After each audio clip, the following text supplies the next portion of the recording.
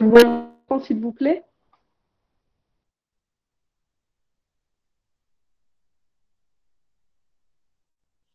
Mon écran est-il visible? Très bien, très bien. OK. Donc, euh, on continue avec les réseaux de neurones. Je fais juste un rappel très, très rapide par rapport à ce qu'on avait fait la séance passée. Donc, on a juste parlé un petit peu brièvement de la propagation en avant. On avait mis le lien avec le réseau neuronal humain et on s'était dit que le réseau de neurones, l'algorithme de réseau de neurones qu'on implémente en apprentissage automatique, nous vient, nous, on a été inspiré du cerveau humain. Donc, on avait dit que c'était exactement, enfin, ça ressemblait beaucoup à tout ce qu'on a fait, ce qu'on avait fait jusqu'à présent, donc régression logistique, notre fonction hypothèse, combinaison linéaire, une fonction linéaire qui va multiplier nos caractéristiques par nos paramètres, les sommer pour avoir l'équation linéaire, appliquer une sigmoïde pour un petit peu euh, faire rentrer la non-linéarité. Donc, lorsque nos données ne sont pas linéairement séparables, donc il est plus intéressant d'utiliser une fonction non linéaire. Donc, dans notre cas, c'est la sigmoïde. Donc, la sigmoïde, son objectif, elle a en fait deux fonctions. La première fonction, c'est qu'elle permet une non-linéarité de notre fonction hypothèse. Et sa deuxième fonction, c'est qu'elle permet d'avoir des probabilités, donc des valeurs entre 0 et 1. Euh, donc voilà, c'est ce qu'on avait dit. Donc un perceptron, uniperceptron, ce n'est autre qu'une régression logistique. Donc fonction hypothèse, combinaison linéaire, fonction logistique qui est notre sigmoïde.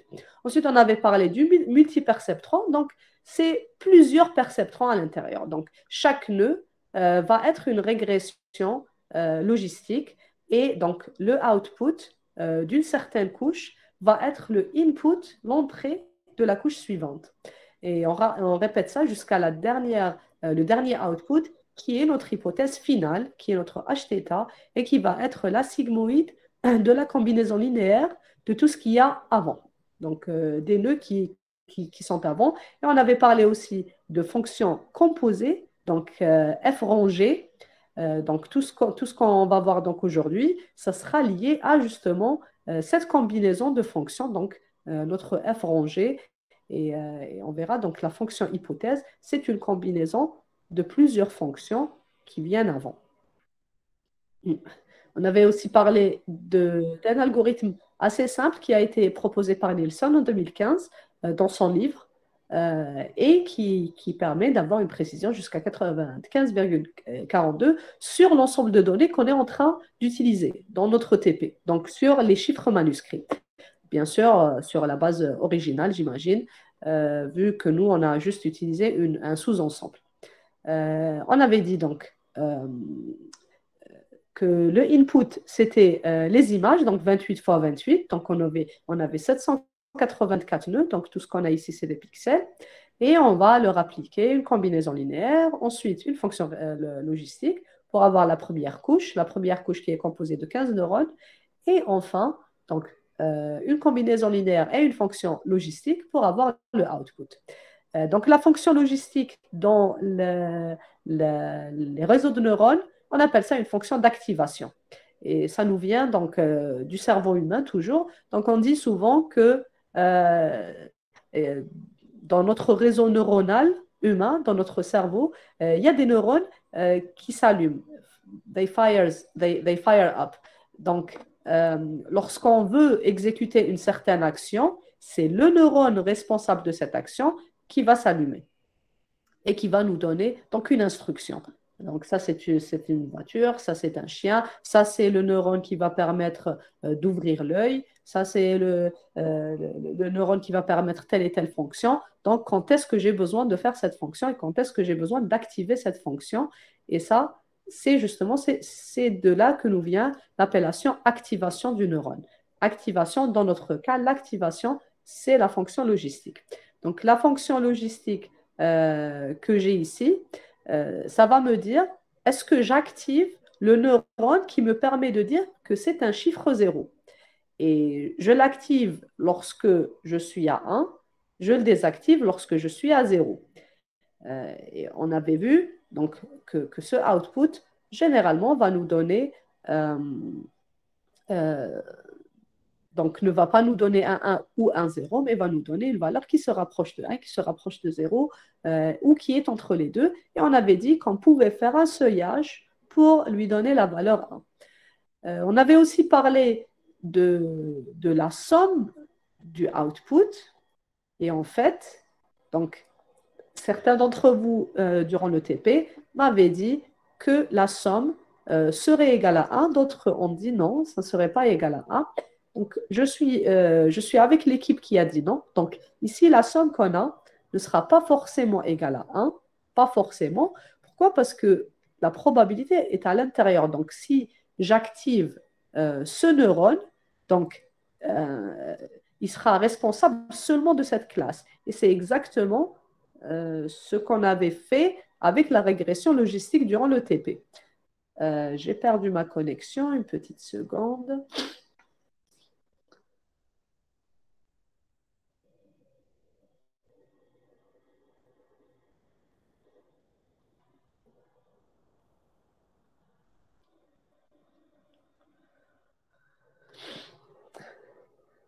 Donc voilà, donc si je prends toutes les probabilités que j'aurai à la couche de sortie, leur somme ne va pas forcément être égale à 1. Pourquoi? Parce que pour la première classe, on aura une fonction logistique propre à cette classe. Pour la deuxième classe, on aura aussi une fonction logistique propre à cette classe. Et ainsi de suite. Au moment où on aura entraîné le réseau, éventuellement, on aura une somme est égale à 1, éventuellement, mais ce n'est pas sûr. Et c'est pour ça, et c'est ce qu'on verra lorsqu'on abordera les algorithmes profonds, donc les réseaux de neurones profonds, on verra d'autres fonctions d'activation qu'on pourra appliquer sur la dernière couche pour faire en sorte que la couche de sortie, la somme de tous les nœuds de la couche de sortie soit égale à 1. Donc pour le moment, rappelons-nous juste que ce que j'ai, chaque nœud que j'aurai ici est indépendant des autres nœuds. Chaque nœud va être une sigmoïde d'une fonction linéaire, d'une autre sigmoïde, d'une autre fonction linéaire, de tout ce qu'il y a avant. Et vous voyez ici qu'il n'y a aucun lien entre le premier nœud, le nœud qui décide si ce chiffre est un 0 ou pas, avec le nœud qui décide si c'est un chiffre, si cette image, c'est un chiffre 1 ou non. Et donc, dans le cas où j'ai des confusions, par exemple le chiffre 7 avec le chiffre 1 ou le chiffre 6 avec le chiffre 9, la probabilité peut être élevée pour le 6 et pour le 9. Et donc, la somme globale risque de ne pas être égale à 1. Voilà, donc ça c'est juste une petite remarque, mais vous verrez, donc aujourd'hui on va voir ça plus concrètement et pourquoi on n'arrivera pas à avoir euh, la somme égale à 1 et on verra ça encore plus durant l'apprentissage profond. Voilà, donc on avait vu quelques exemples. On avait parlé de changement de l'étiquette. Donc si j'ai une étiquette 5, je vais changer son output pour avoir un vecteur. Et ça, c'est exactement aussi ce qu'on avait fait durant le TP1. Donc c'est ce qu'on avait utilisé, to categorical. Donc c'était le changement d'une étiquette, nos Y, qui avait une seule valeur, en un vecteur. Pourquoi? Pour répondre à cette structure, justement, à la structure du réseau de neurones, où j'aurais besoin d'un output pour chaque neurone, donc pour chaque chiffre.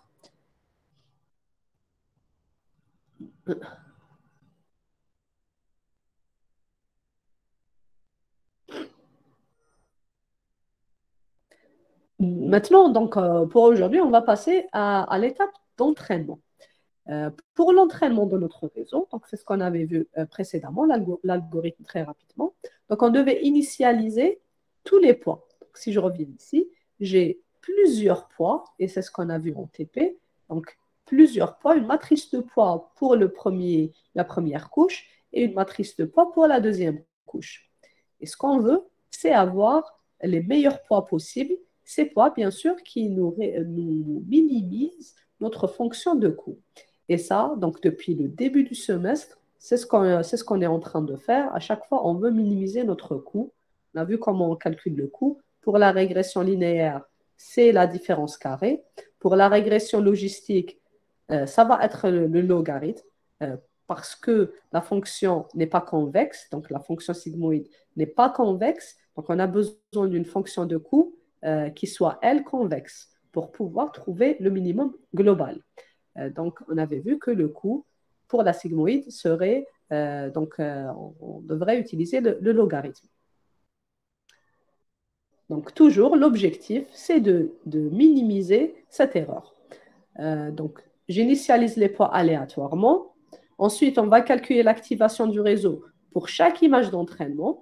Donc, je vais faire une propagation en avant, et ça, on avait vu. Et on calcule l'erreur sur l'ensemble d'entraînement. On calcule l'erreur et on applique une propagation. Donc, le coût pour une image, on avait dit que c'était l'étiquette réelle moins l'étiquette prédite. Et pour l'ensemble de la base d'apprentissage, bien sûr, ça va être pour tous les exemples.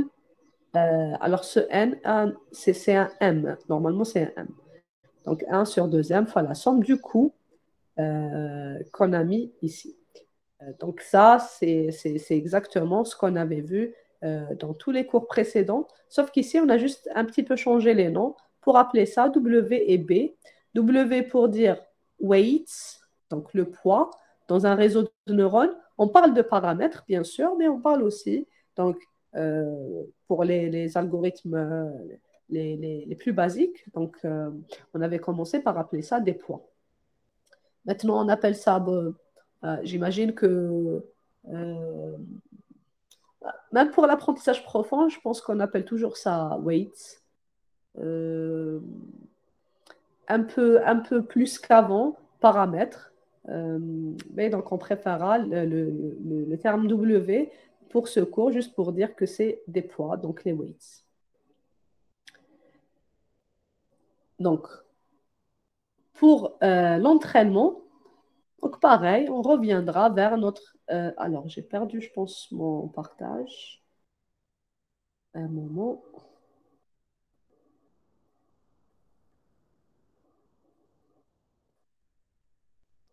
Donc, on essaiera d'utiliser la descente du gradient.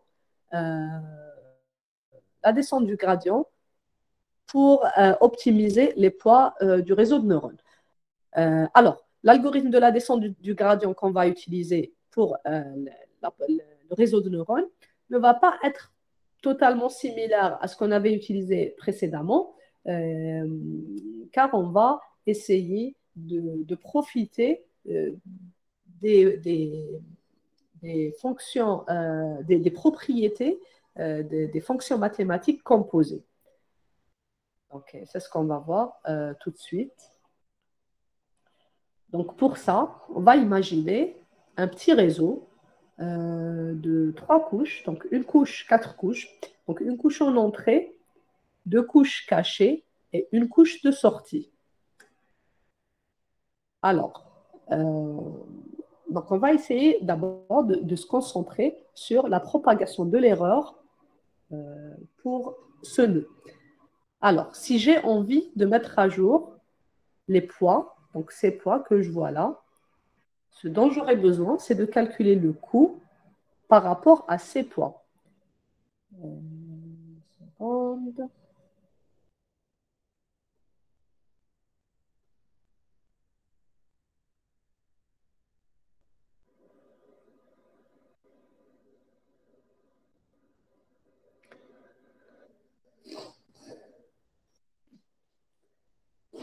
Donc, prenons le premier nœud de sortie. Donc, ça, c'est notre output. C'est l'activation. Donc, on appelle ça A pour activation, W pour weight.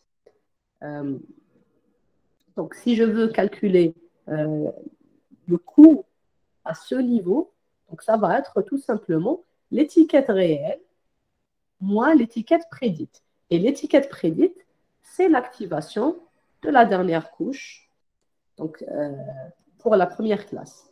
Donc si je veux calculer ça par rapport à la première classe, Donc, j'aurai l'étiquette réelle moins l'étiquette prédite. Donc, l'étiquette réelle moins l'étiquette prédite, donc c'est le premier coup. Maintenant, on veut calculer la dérivée de ce coût par rapport au premier point. Donc, ce qu'on va essayer de faire, ça va être de dériver cette fonction de coût.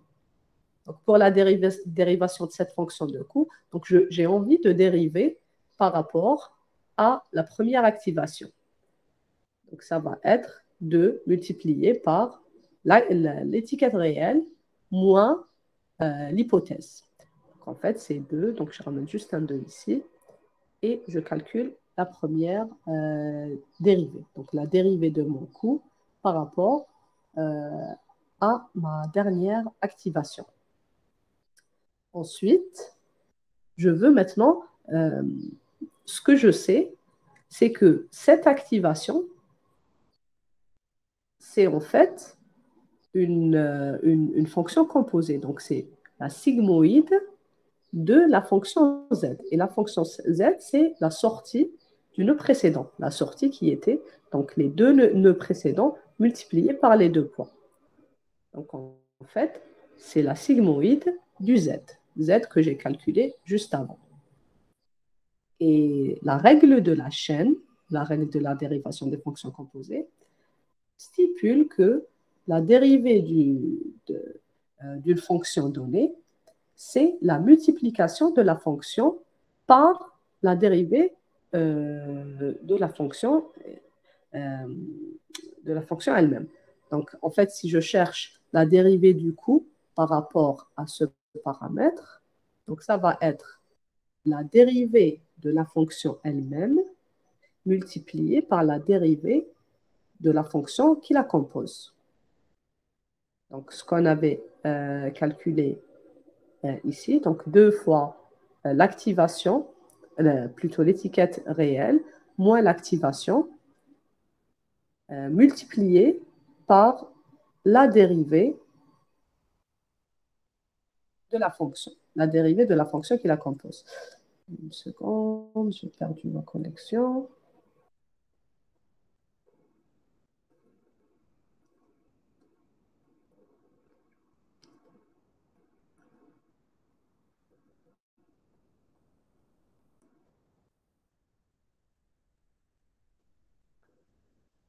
Voilà, donc mon poids W qui a été multiplié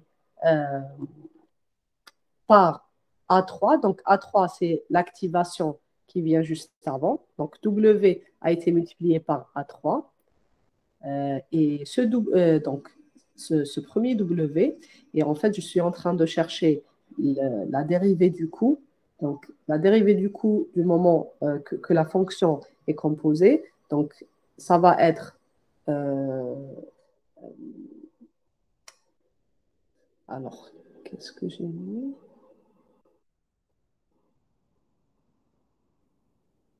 Donc, l'activation égale à la sigmoïde de Z1. Z1 qui est égal à la combinaison linéaire de l'activation précédente. Donc, si j'ai envie de calculer la dérivée, donc ça va être la dérivée de la première fonction multipliée par la deuxième fonction. Alors, pour la dérivée de la sigmoïde, donc ça va être la sigmoïde multipliée par 1 moins la sigmoïde. Donc ça, c'est une propriété que vous pouvez dériver. Donc, si ma fonction sigma de z est égale à 1 sur 1 plus exponentielle moins z, sa dérivée va être donc exponentielle moins z sur 1 moins plus exponentielle moins z au carré. Et ça, c'est exactement cette fonction même. Donc, c'est notre sigmoïde fois 1 moins la sigmoïde. Et donc, du moment que je sais que A, c'est la sigmoïde de Z, donc la dérivée de la sigmoïde est égale à 1 A moins 1 fois 1 moins A. Et donc, c'est ce qu'on a repris ici. Donc, pour trouver la dérivée du coût par rapport à W11, donc j'aurai besoin de dériver, donc d'avoir le coût final que je vais multiplier par la dérivée de la sigmoïde. Et la dérivée de la sigmoïde, c'est simplement donc, la fonction elle-même, A4, multipliée par 1 moins A4 fois euh, A3. Donc, fois la fonction. Donc, ce qui est en jaune, c'est la dérivation de la sigmoïde. Et le reste, donc, c'est la fonction elle-même.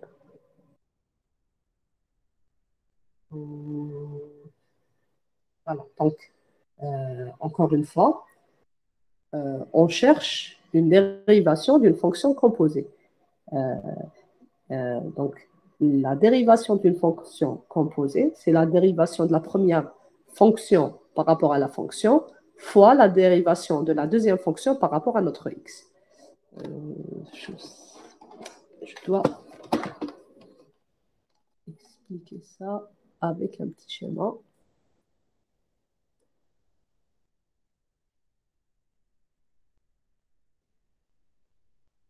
Donc, si j'ai f, alors g de f de x, donc sa dérivée va être la dérivée de g par rapport à f fois la dérivée de f par rapport à x. Donc, dans notre cas, on a un coût. Donc, le coût par rapport à W.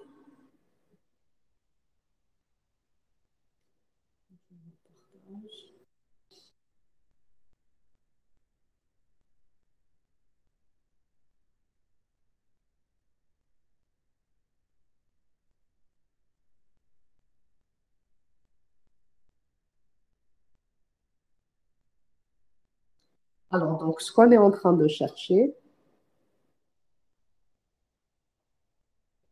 donc, c'est le coût par rapport à W1. Donc, je veux trouver le coût par rapport à W11.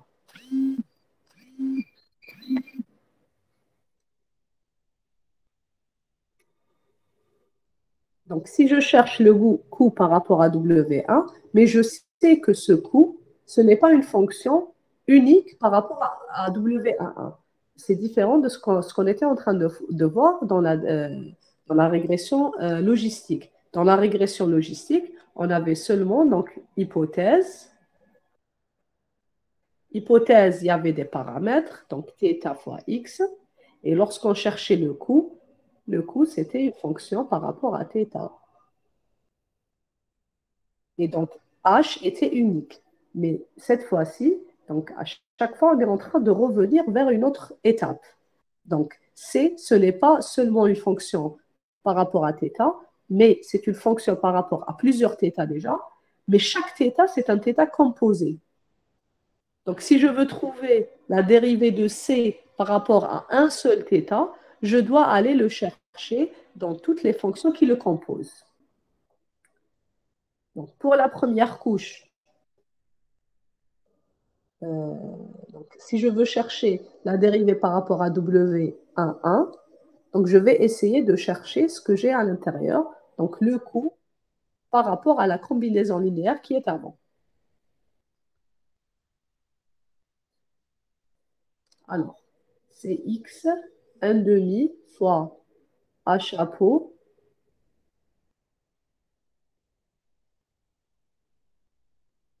moins a au carré. Donc la dérivée sera cx. Alors, c'est dérivée de cx par rapport à W11. Non, non, non, non, ce n'est pas directement A11. Pas encore. Pas encore. On n'est pas encore arrivé à W11. En fait, le coût qu'on a ici, donc A chapeau moins 1, c'est par rapport à A1. Pourquoi? Parce que Oui, madame. c'est une fonction composée. Donc, ce que vous avez écrit, Oui, c'est juste, les se- oui, madame, la fonction du coup, c'est 1 sur 1 sur 1 sur 1 fois la fonction y F. ناقص x prime. Oui, Non? oui, oui, oui, c'est ça. Mais le problème, donc si je fais ça, je vais appliquer une descente du gradient. Et en fait, dans les réseaux de neurones, on ne préfère pas utiliser le gradient low gradient descent. Pourquoi? Parce que c'est beaucoup trop coûteux. Donc, on va préférer utiliser la propagation en arrière. Et pour utiliser la propagation en arrière, on va utiliser la composition de fonctions. Donc, en fait, ce qu'on évite avec la descente du gradient, c'est de faire beaucoup trop de calculs pour la fonction du coût pour chaque paramètre.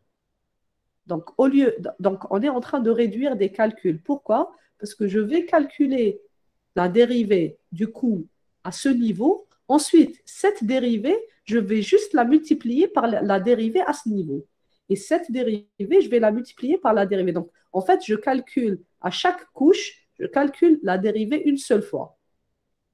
Alors que si j'applique la descente du gradient comme on avait l'habitude de faire, donc je calculerai à chaque fois la dérivée de chaque point, à chaque couche. Donc les calculs vont être énormes.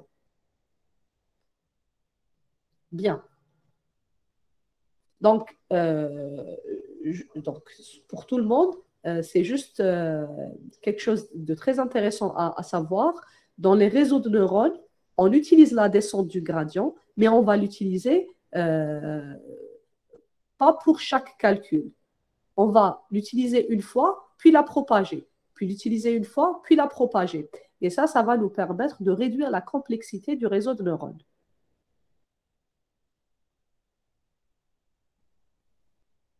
Donc, je reviens.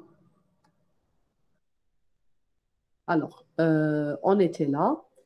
Donc, la fonction du coût, donc ça va être la fonction par rapport à A1 multiplié par la dérivée de A1 par rapport à Z, multiplié par la dérivée par rapport à W11.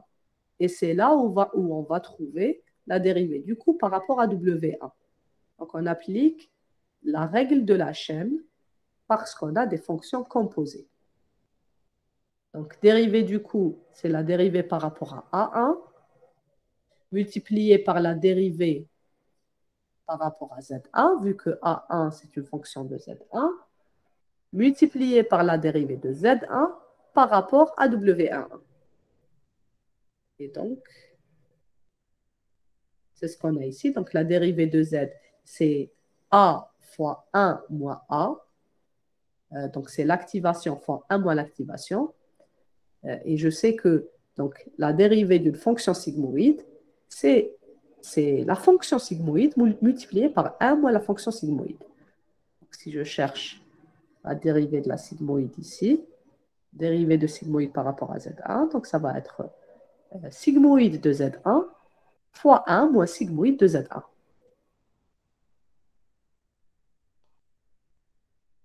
Et donc, sigmoïde de Z1 fois 1 moins sigmoïde de Z1, c'est exactement l'activation. Donc, c'est l'activation au niveau de la quatrième couche. Donc, l'activation au niveau de la dernière couche fois 1 moins l'activation au niveau de la dernière couche multiplié par A3. Donc, A3 qui est la couche précédente. Et donc, on obtient la dérivée par rapport à W11.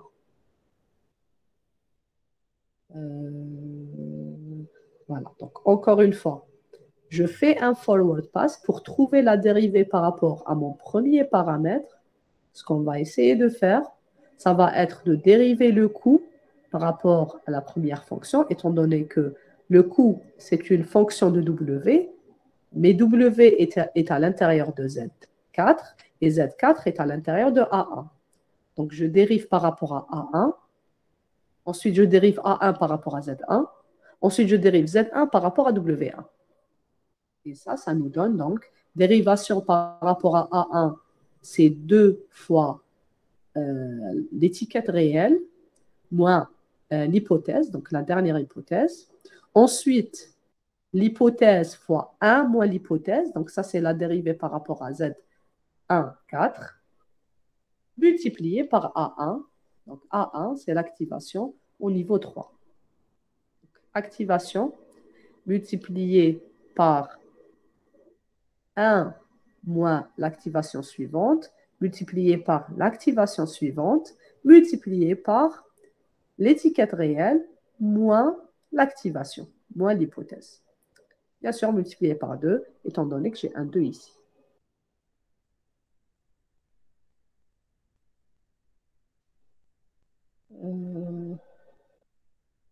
Voilà, donc tout ça, on les connaît. Donc, je connais la valeur de l'activation à la couche numéro 4. Je connais la valeur de l'activation au niveau de la couche numéro 3. Donc, je vais juste faire des multiplications et vous voyez que c'est beaucoup plus simple et c'est beaucoup moins coûteux que si on avait utilisé la descente du gradient. Voilà.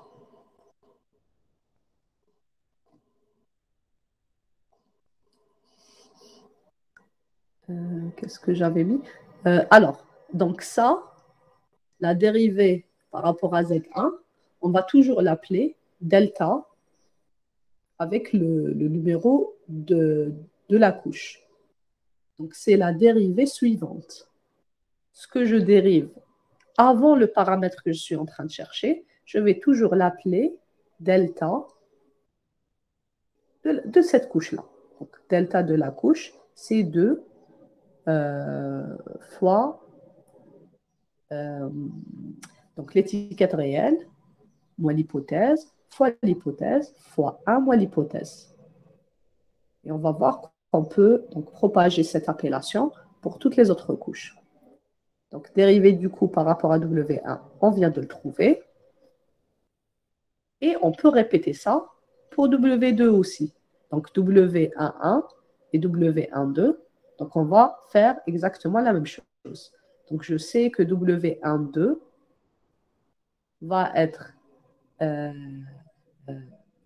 la fonction de sortie que j'ai ici.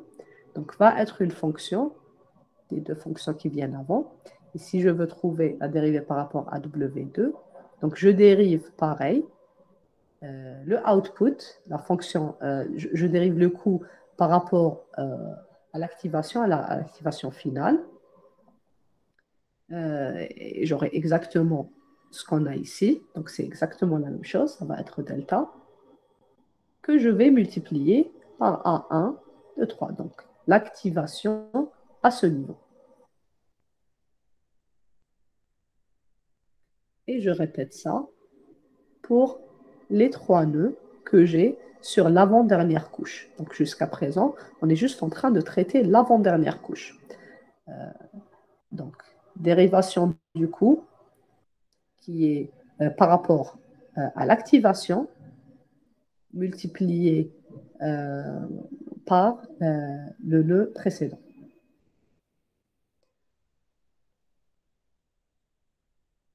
Le biais, donc je sais que l'activation du dernier nœud, à chaque fois, on est en train de rajouter un 1. Donc, je vais juste multiplier la dérivée de la dernière couche par 1.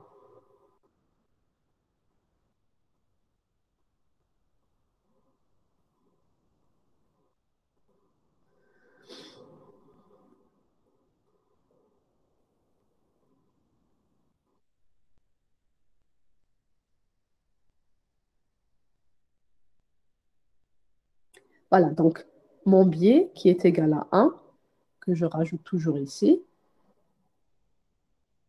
va être calculé exactement de la même façon. Donc le B1 de la couche 4, c'est la dérivation qu'on vient de calculer avec la règle de chaîne multipliée par 1, étant donné que mon activation est égale à 1 pour le biais, quel que soit le biais, quelle que soit la couche à laquelle je rajoute le biais.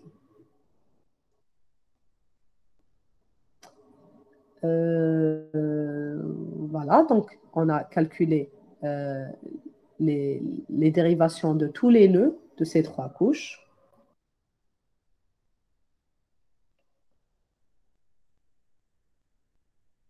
Une seconde.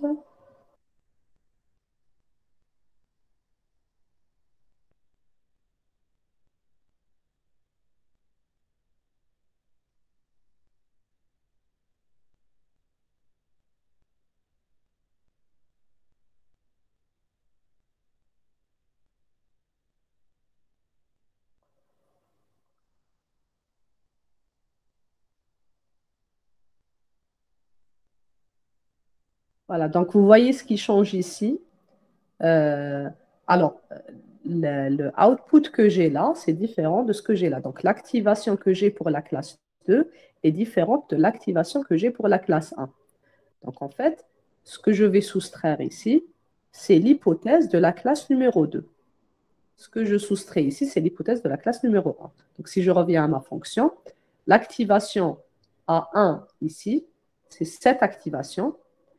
Donc, delta 1 de la couche 4 est égal au Y qui est pareil, qui ne va pas changer, mais c'est cette valeur qui va changer. Donc, c'est notre activation. Delta 2 va être la valeur que j'ai dans le deuxième nœud, donc la deuxième activation. Donc, ça va être le même Y, mais moins l'activation, moins la deuxième activation. Enfin, pas la même valeur de Y, mais c'est le même vecteur Y. Donc, pour la première activation, je soustrais la première, la vérité de terrain de la première classe, et pour la deuxième activation, je soustrais l'activation de la deuxième classe. Maintenant, je reviens sur une, euh, une couche plus tôt, donc notre dernière couche, notre avant-dernière couche, et maintenant on va chercher un autre W, donc par exemple celui-ci. Et il s'avère que celui-ci va être exactement la même chose qu'on a calculé précédemment. Et c'est pour ça qu'on appelle ça la propagation en arrière. Donc je calcule une seule fois la dérivée et ensuite je la multiplie par la valeur de l'activation elle-même. Et je propage à chaque fois. Donc, la dérivée du coup par rapport au poids que j'aurai ici va être la dérivée précédente multipliée par la dérivée précédente. Donc, à chaque fois, je fais des multiplications en utilisant la règle de chaîne.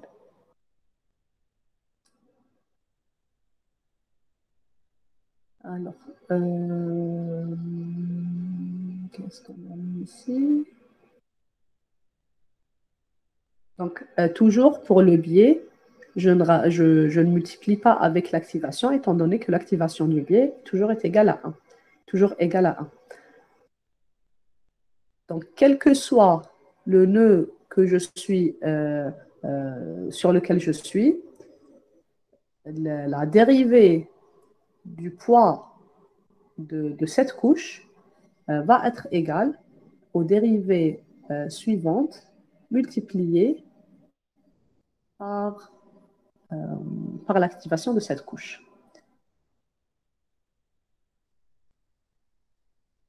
Donc, une fois qu'on aura calculé ces différentes dérivées, on va utiliser maintenant la descente du gradient pour mettre à jour nos poids.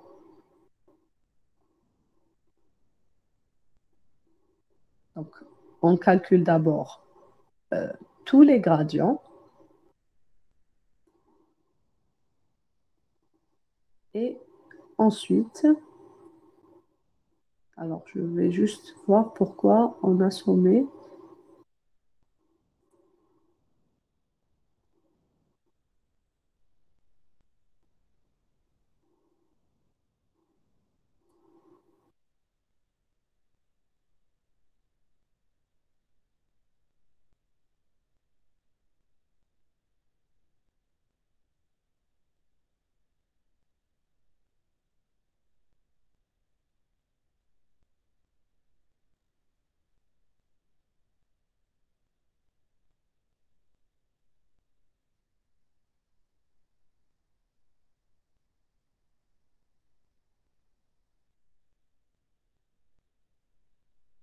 Donc, la dérivée du coup.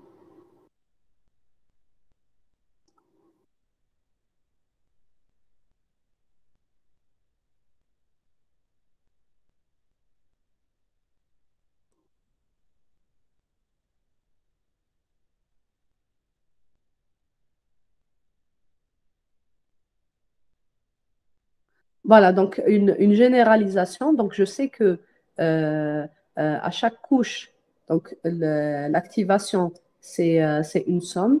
Donc, on inclut donc la somme, euh, vu que chaque neurone, c'est la somme des valeurs précédentes. Donc, pour la dérivée, donc ça va être la somme de ce qu'il y a eu euh, après le neurone en question.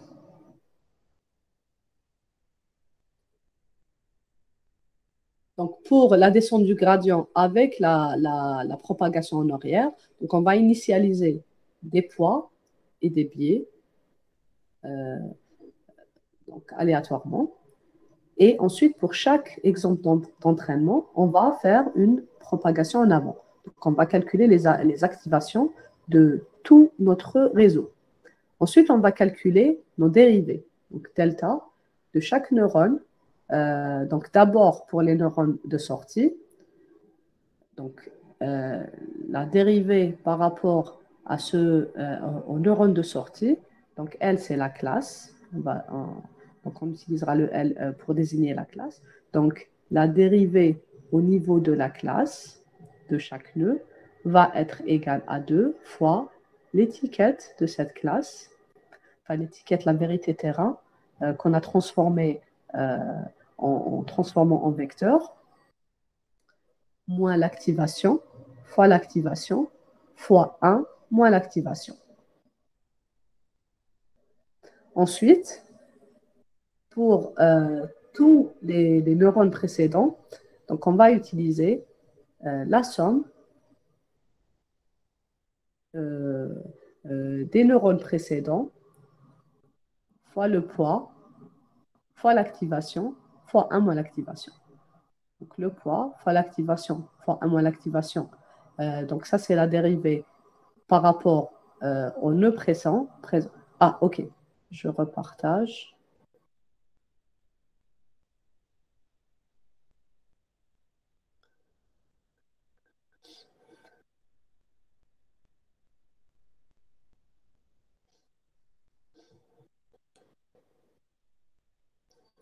Donc, la dérivée d'un nœud donné, quel que soit la dérivée d'un poids donné, quelle que soit la couche, va être la somme euh, des dérivés, de toutes les dérivées euh,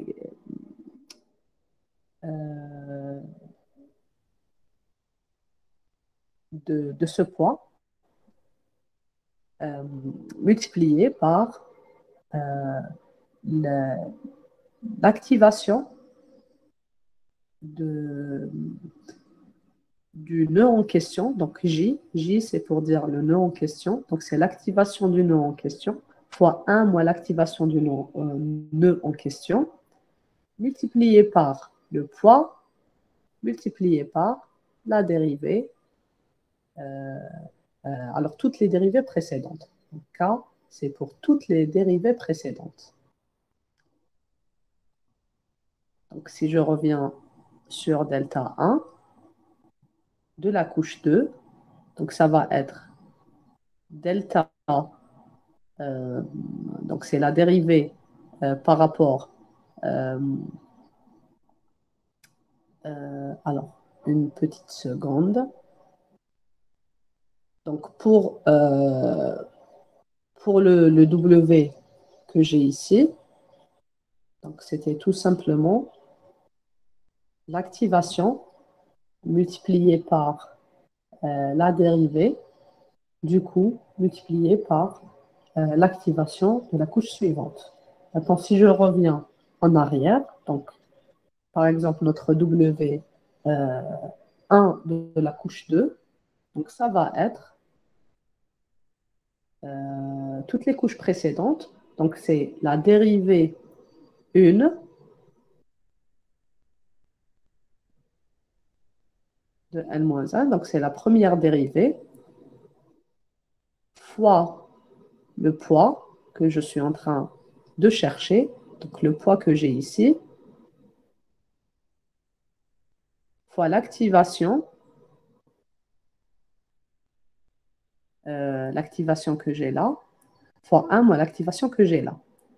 Plus, donc, du moment que le poids qu'on a ici a entraîné un changement de coût dans tout le reste. Donc, je dois calculer euh, la dérivée de ce poids par rapport au premier nœud et la dérivée de ce poids par rapport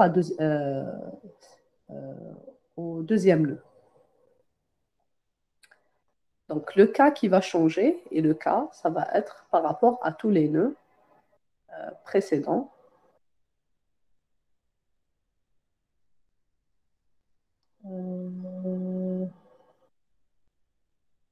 Fois l'activation de ce nœud, fois 1 moins l'activation de ce nœud. Donc, une fois qu'on aura la dérivée de ce poids, donc on va calculer la, une seconde. Donc, delta J qu'on a calculé, donc on va juste le multiplier par l'activation au niveau de ce poids. Euh,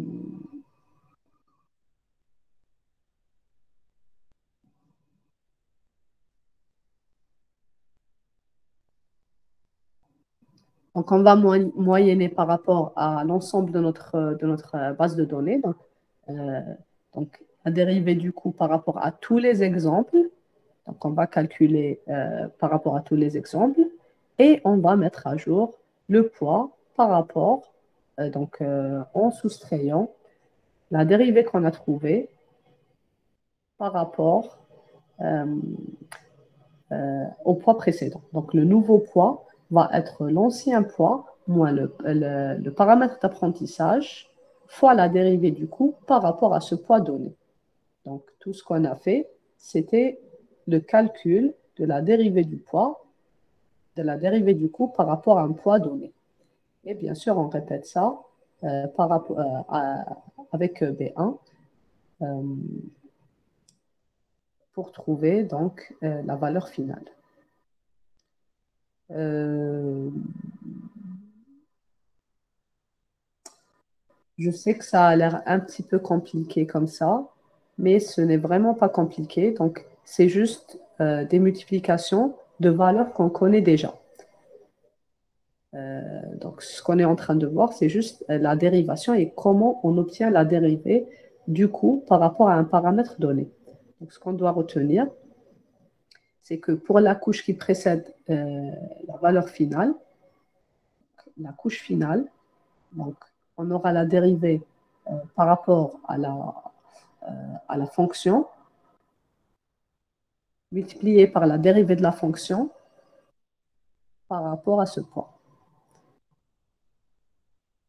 Et dès qu'on passe à des couches précédentes, donc ce qu'on va calculer, ça va être donc la dérivée du coût par rapport à toutes les couches précédentes. Et ceci est fait en intégrant la somme dans le calcul de la dérivée. Voilà, en gros, donc j'avais préparé autre chose pour comprendre les dérivations, mais j'imagine que vous aurez des questions jusque-là.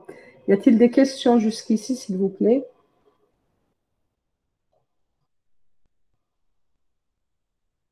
Pas de questions? Je vais faire le chat.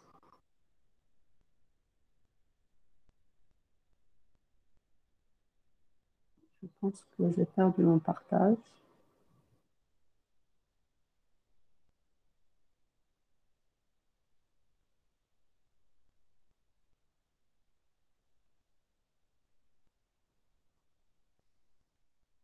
Voilà, normalement, c'est tout ce on devait voir. C'est sûr qu'on va beaucoup mieux s'approfondir durant le TP. Euh, donc, s'il le faut, donc je rajouterai des explications dans le TP, mais sachez que pour le TP, ça va être beaucoup plus simple, étant donné qu'on ne va pas aller jusqu'aux dérivations, on va juste appliquer ces formules euh, et vous allez voir que c'est très très simple. On doit juste faire les propagations en avant et calculer les dérivés par rapport à chaque couche, par rapport à chaque poids et par rapport à chaque nœud. Donc, le 2 a un poids et ce poids a contribué à l'erreur. Ce nœud a aussi un poids et ce poids a contribué à cette erreur. Donc, comment calculer l'erreur qui a été prédite par ce poids? Et comment calculer l'erreur euh, qui a été obtenue avec ce poids? En fait, ce poids a causé une erreur, non pas seulement sur ce nœud, mais sur ce nœud, sur ce nœud et sur la fonction d'activation finale.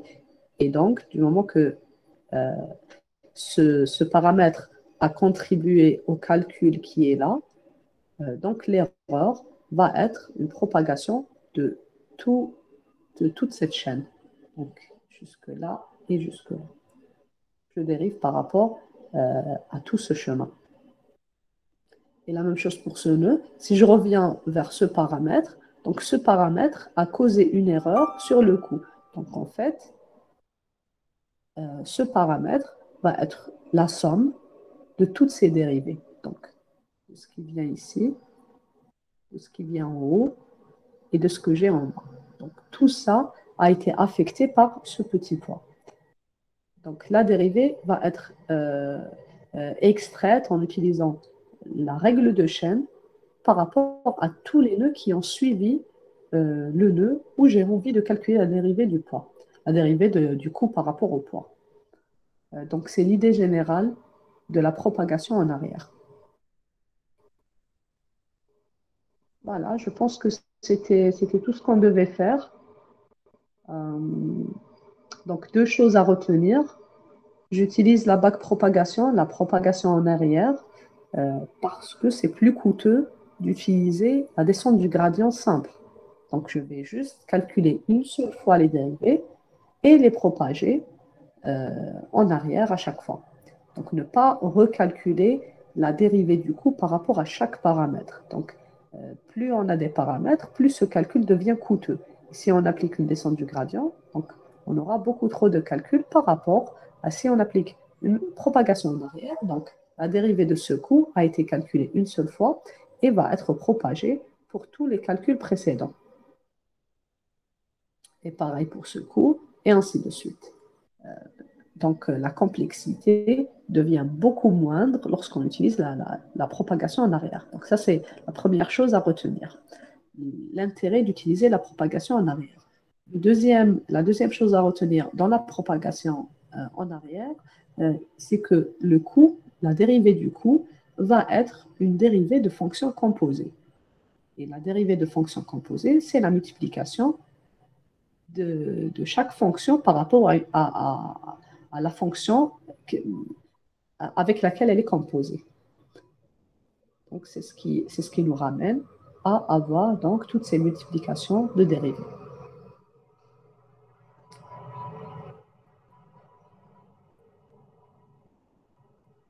Voilà,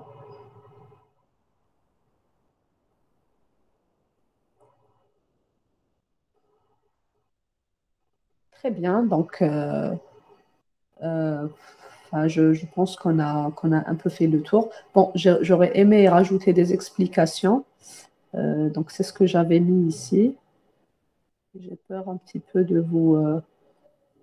d'encore vous perturber.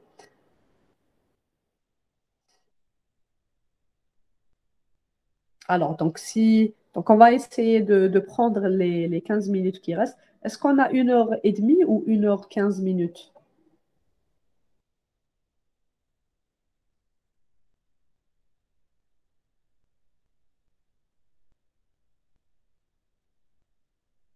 Une heure, non, je ne pense pas. Donc, c'est soit 1h15, soit 1h30. Normalement, c'est ce qu'ils ont réduit. Voilà, je pense que c'est 1h15. D'accord. Normalement, c'est 1h15. Normalement, on a réduit 15 minutes. La semaine passée, je pense que c'était exceptionnel parce qu'il y avait un problème de planning. Bien. Donc, je vais rajouter juste 15 petites minutes, juste pour un peu plus d'explication par rapport aux formules. Donc, ce que vous deviez comprendre dans les réseaux de neurones, normalement, ce que j'avais prévu pour aujourd'hui, c'est fait. C'est sûr qu'on va y revenir durant le TP et rajouter toutes les explications nécessaires. Mais je vais quand même profiter des 15 minutes qui restent, juste pour avoir un peu plus, on va dire, de compréhension par rapport aux formules qui ont été dérivées. Donc, imaginez qu'on a un réseau, donc comme celui-ci. Donc, ça, c'est notre réseau simple, euh, avec une seule couche de sortie. Euh, donc, l'activation. Donc, là, j'ai une sigmoïde. Et donc, j'ai une activation d'une sigmoïde d'une fonction linéaire. Donc, mon input, donc j'ai trois caractéristiques. Mon biais, qui est toujours égal à, toujours égal à 1. Et là, donc, j'ai ma première activation de la couche 2. Donc, ça, c'est la couche 1, ça, c'est la couche 2, et ça, c'est la couche 3. Donc, pour la couche 2, A1, 2 va être égal à la sigmoïde de x1 multiplié par θ 1, 0. Donc, c'est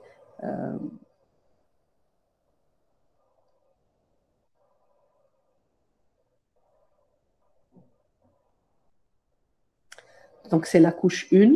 Premier indice, c'est la couche 1. Donc, si je prends tous les paramètres que j'ai ici, donc c'est exactement les mêmes paramètres qu'on a en TP. C'est la même architecture. Donc, enfin, pour le TP, c'est vrai que je vous ai donné θ transpose. Hein. Donc, vous pouvez utiliser θ transpose fois x pour votre TP. Enfin, W transpose. Donc, notre W ou notre θ de la première couche, donc ça va être θ1, 0. Donc, c'est ce que j'ai ici, c'est mon biais. Donc, θ1, 0, donc c'est cette valeur. θ1, 1, donc c'est cette valeur. θ1, 2, c'est cette valeur. Et θ1, 3, c'est cette valeur. Donc, le premier indice représente, représente le nœud dans la couche suivante. Le nœud dans la couche suivante, c'est le premier indice. Le deuxième indice représente la caractéristique. Donc, pour le deuxième nœud, donc A2, 2, les paramètres que j'ai sont sur la deuxième ligne de mon paramètre grand θ. Donc, c'est θ 2, 0, 2 pour le deuxième nœud et 0 pour le biais. θ 2, 1, donc c'est 0, 1 pour θ 2, 1, donc 2 pour le deuxième nœud et 1 pour la première caractéristique. θ 2, 2, donc deuxième nœud, deuxième caractéristique, et θ 2, 3, deuxième nœud, troisième caractéristique. C'est la deuxième ligne que j'ai ici. Mon x, donc de x0 jusqu'à x3, et mon grand A, donc c'est l'activation de la deuxième couche. Donc, c'est A0, 2, A1, 2, A2, 2 et A3, 2. Et là, on veut calculer A1, 2, A2, 2 et A3, 2. Bien sûr, l'activation, la quatrième activation, c'est égal à 1, c'est notre biais. Donc, c'est la multiplication des points dans notre θ. Et notre hypothèse, qui est égal à A1, 3, c'est la sigmoïde de ce que j'ai ici. Donc, c'est θ 1, 0, le biais, fois A0. Donc, A0, c'est toujours égal à 1. Multiplié par θ 1, 1. Donc, ça, c'est le poids que j'ai en haut. Fois A1, 2. Plus θ 1, 2 fois A2, 2. Plus θ 1, 3 fois A3, 2. Donc, c'est notre hypothèse. En partant de cet exemple, on veut essayer de comprendre la propagation en arrière. Donc, en règle générale, le nœud A pour la classe L va être égal à la sigmoïde de la somme de θ multiplié par, donc je répète à chaque fois la sigmoïde de la somme des θ, sigmoïde de la somme de θ, jusqu'à sigmoïde de la somme des θ kj. Donc ça, c'est le nœud, la couche la plus ancienne. Donc c'est la première couche. Donc θ kj multiplié par la sigmoïde de la première couche. Donc la première couche, donc ce qu'on avait ici. Donc ces valeurs. Donc bien sûr, c'est toujours la somme de la multiplication des paramètres. Et vous voyez, et là on voit bien la composition de fonctions. Donc c'est la sigmoïde de la somme. La somme, c'est la combinaison linéaire. Donc la sigmoïde de la fonction linéaire, de la sigmoïde, de la fonction linéaire, de la sigmoïde, de la fonction linéaire, jusqu'au plus petit niveau, donc qui est la sigmoïde de la fonction linéaire des θ fois les xi, plus bien sûr le biais. Pour le coût, donc si vous vous rappelez, on avait parlé du coût pour la régression logistique.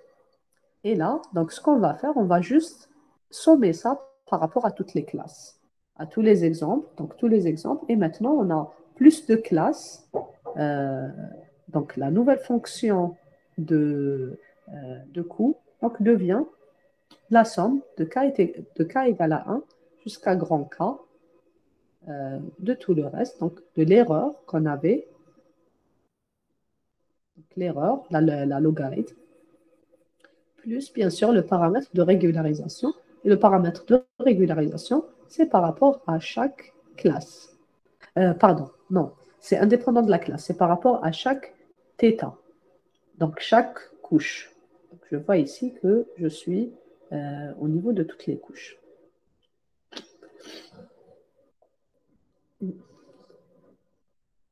Donc, si je prends cet exemple, donc ça va être la même chose. Donc, si j'ai 3 couches ici, donc la dernière couche va être la multiplication des paramètres fois les nœuds précédents.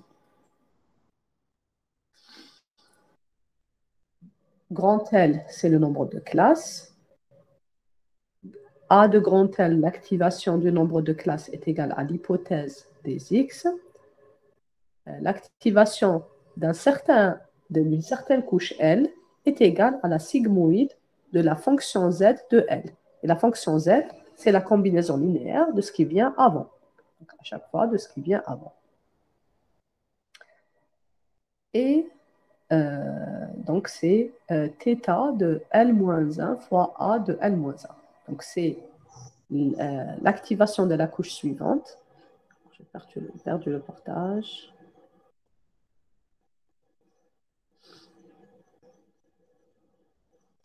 Donc, l'activation de la couche suivante est égale à l'activation de la couche précédente multipliée par les paramètres de la couche précédente. Delta de la dernière couche, donc notre delta, ce qu'on a vu tout à l'heure, donc la dérivée de la dernière couche, c'est l'hypothèse moins l'étiquette. La dérivée du coût par rapport à θ est égale à, je pense que je peux utiliser ça, est égale à la logarithme de l'hypothèse fois y, plus 1 moins y, fois 1 moins la logarithme de l'hypothèse de x. Et tout ça, donc, c'est une dérivée. Et c'est égal à la première dérivée, plus 1 moins ce qui reste. Donc, vous savez que la dérivée de la somme de deux fonctions, c'est la dérivée de la première plus la dérivée de la deuxième.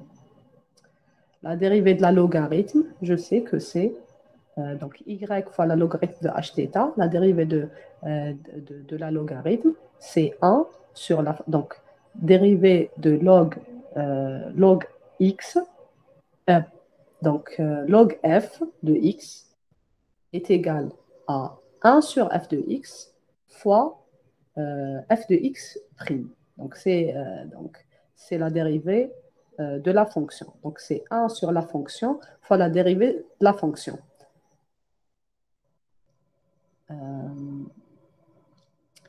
Et donc si on veut dériver le coût, donc on aura comme résultat ceci. Donc, l'hypothèse, donc, on a dérivé le coût et on cherche la dérivée par rapport à notre θ, un exemple de θ, donc θ3 par exemple, θ3 qu'on avait quelque part ici, donc θ3.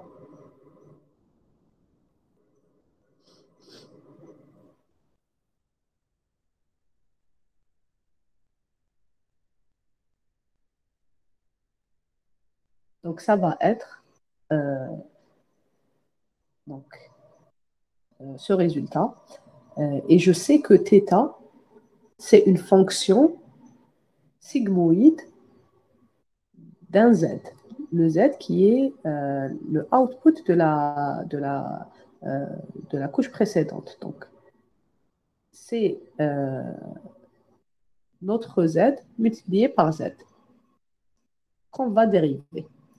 Et si on dérive ça, donc ça va nous donner ce qu'on avait eu précédemment multiplié par la sigmoïde de la couche 4 dérivée de la sigmoïde de la fonction linéaire de la quatrième couche fois la dérivée de la fonction linéaire de la quatrième couche.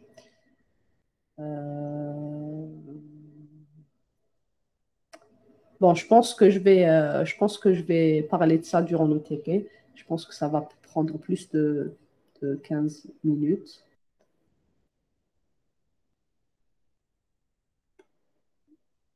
Non, je pense que ça va prendre plus de 15 minutes. Donc, on va reparler de ça durant le TP, Inch'Allah. Y a-t-il des questions, s'il vous plaît?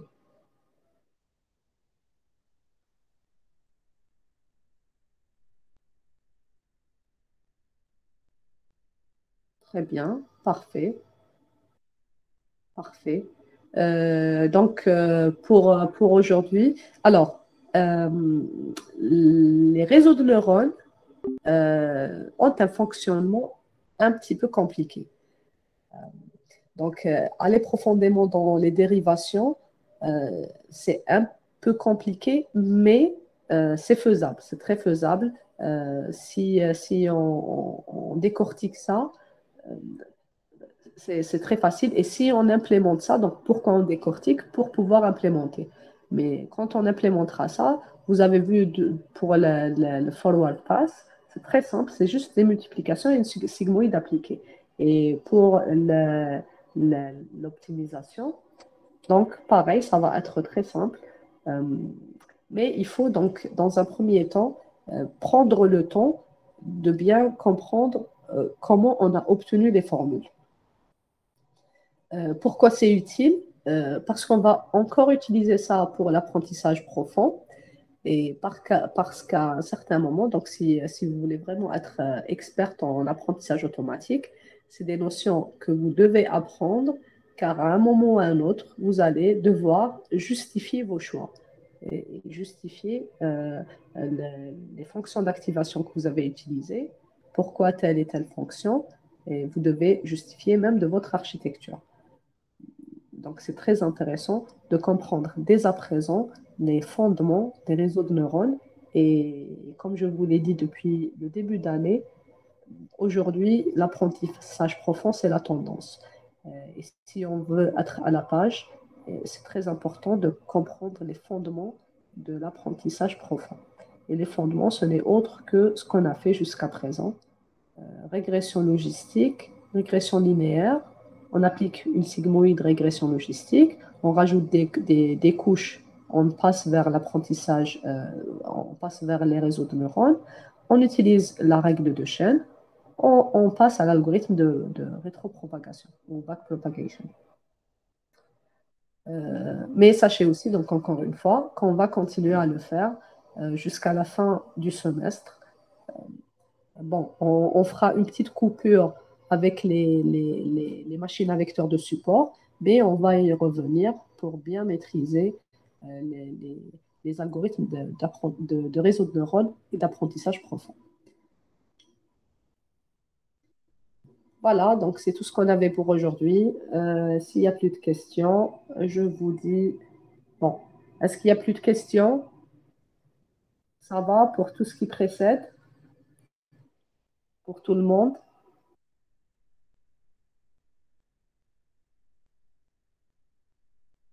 Très bien, parfait. Bonne journée à vous aussi. Je vous remercie. Sahaf.com et à mercredi, Inch'Allah.